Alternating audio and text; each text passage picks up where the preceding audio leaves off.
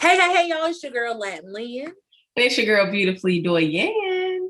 And this is your PJ Sidebar. I'm just out here being me, unapologetically, beautifully Doyen. Yeah, that's me. Don't ask what. Don't ask what. All right, so I'm excited too. I'm excited. So we want to thank everyone that tuned into our first official sidebar. Yay! That was really exciting. Something different to discuss on Valentine's Day. And we've decided that every so often we're going to talk about different topics that no one really seems to discuss. So today we are talking about friendship breakups and how they can be just as heartbreaking as regular relationship breakups. So, yeah, friendships, my God.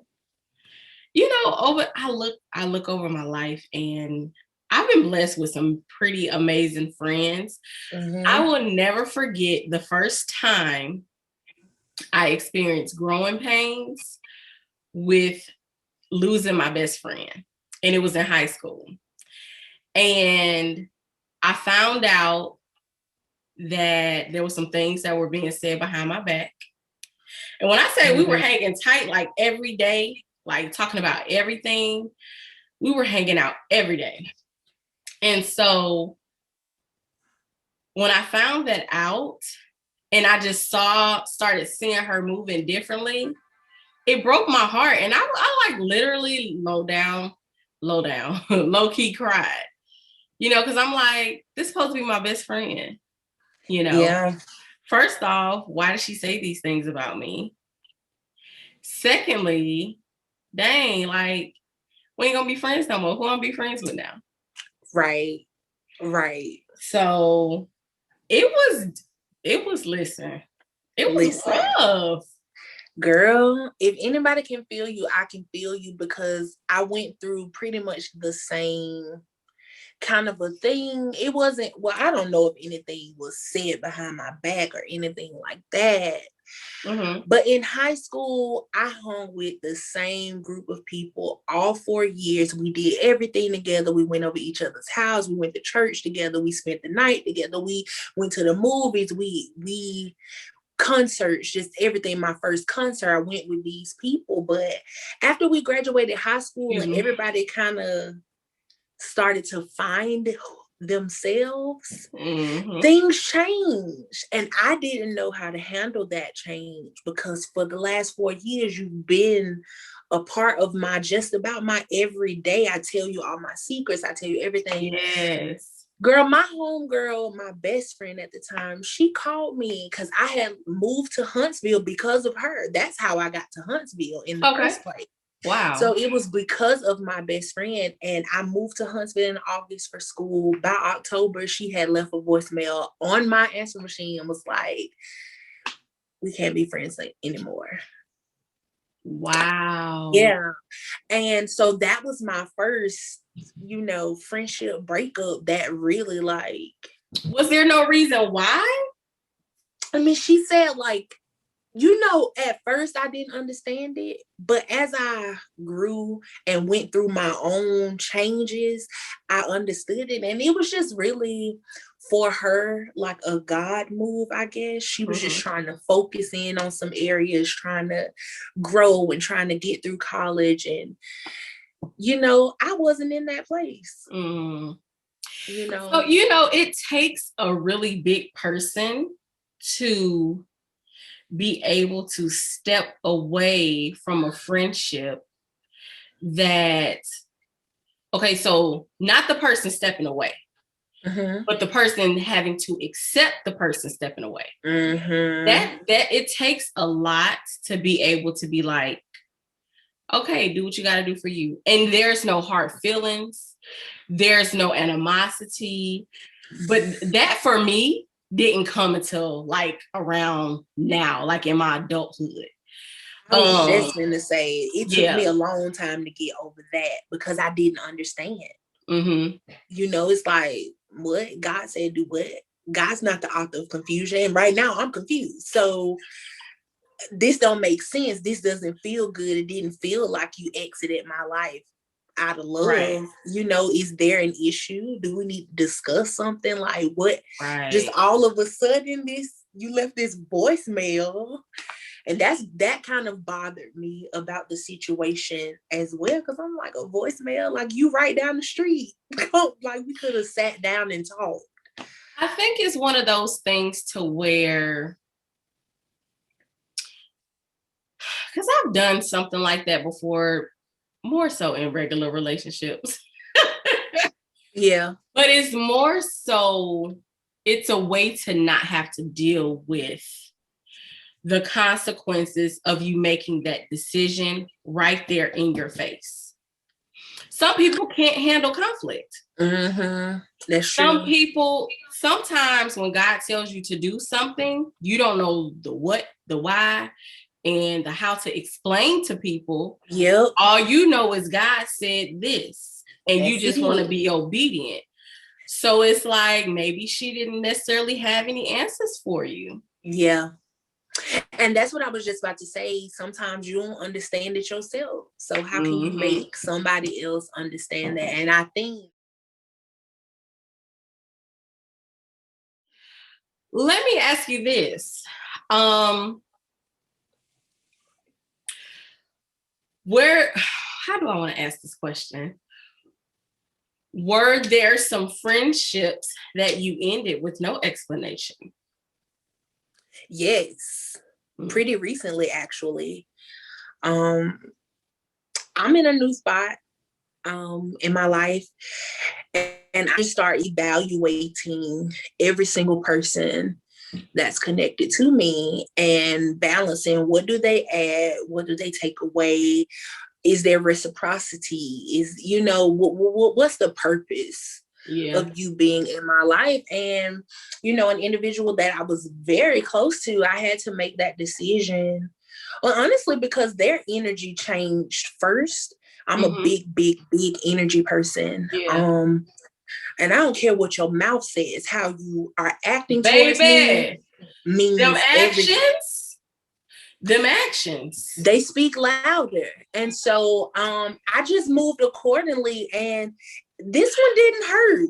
Maybe because I was the one that was like, you know, but I think I practice radical acceptance, which is something that me and my therapist were really working on over the summer. And I'm just like, okay, this is what it is and this is what it's not. So let me do what I need to do and move forward. And honestly, I have 3 people that's like close to me, you know, and I just keep my circle really tight, really small, and everybody serves a purpose. Now, I can say that I actually have, can I count on 2 hands how many friends I have? Because, okay, I have some friends that I feel like have transitioned from my friends into family. Like I have a friend, she's been my best friend since elementary school. Okay. Yeah. And at this point, I just consider her my sister.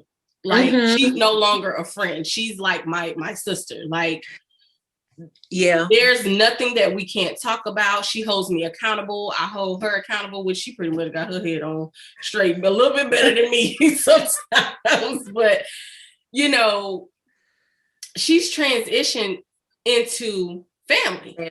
Yeah. Like Thanksgiving, she with the family, like when I wasn't in East St. Louis, she would go see my grandmama and stuff like that. So, and then I have my friends from college. Like it's certain stages in my life that I still have friends. I have friends, we can go years without talking.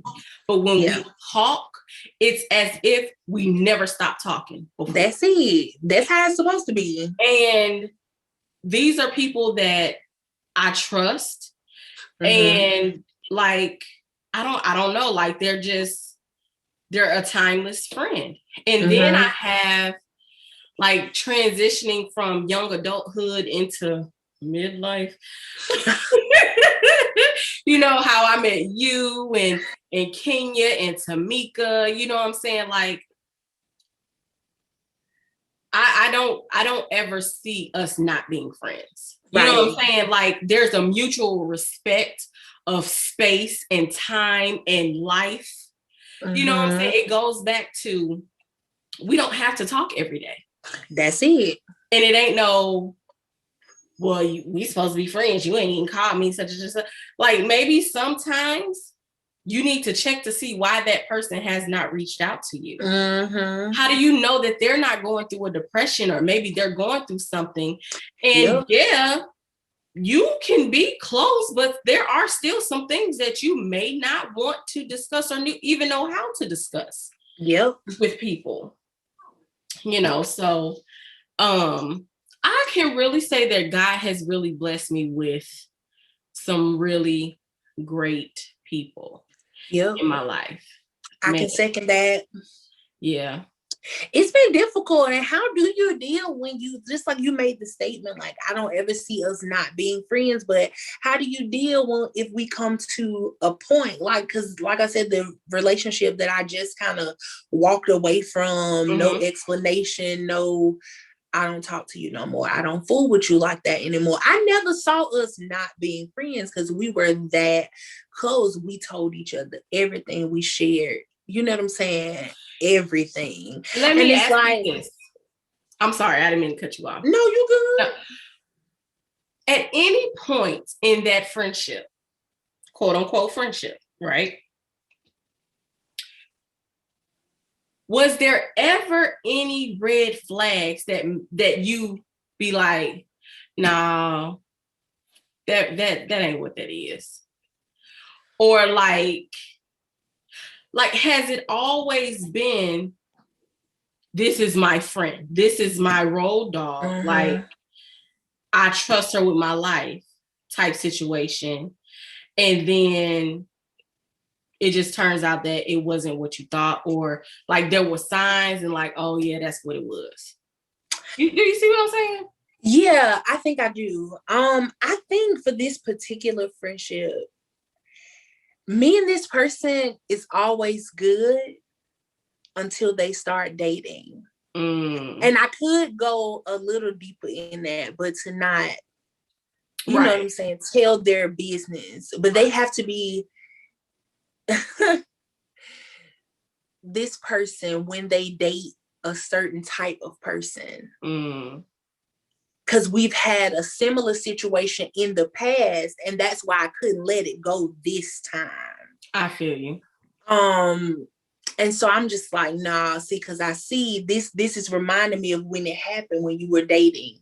This person, this situation feels almost exactly the same. And so I was just like, let me just remove yourself from the Let me just remove myself, because if I come to you and just say, because as a friend, I see the stuff that you don't see. That part. Because when we in love with these people, we have our blinders on sometimes. And I can say, you know, this is probably not going to end well. But then I'm a hater. And then I try not to say nothing because I've always been the single friend. So I don't want it to ever come off like, well, you just want me to be single. No, I don't want you to be single, but I don't want you to be with nobody who's stupid and who's going to hurt you in the end.